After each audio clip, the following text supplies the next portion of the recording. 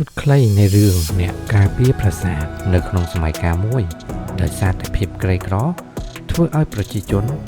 ស្វែងរកកំណត់ចេញពីប្រាសាទបុរាណដែលបន្សល់ពីដូនតា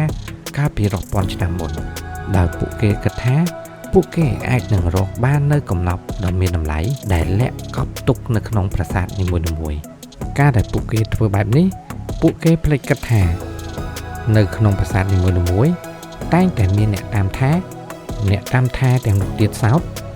មានទាំងបារមីនិងមនុស្សដែលរស់នៅតំបន់នោះដែលដូនតារបស់ពួកគេផ្ដាំតគ្នាឲ្យកូនចៅជំនាន់ក្រោយការពារប្រាសាទដែលជាកេរមរតករបស់ដូនតាឬក៏ជាស្ដេចដែលពួកគេគោរពបូជាមរតកដូនតាដើម្បីឲ្យមនុស្សជំនាន់ក្រោយបានឃើញនៅបង្កើតដូច្នេះហើយ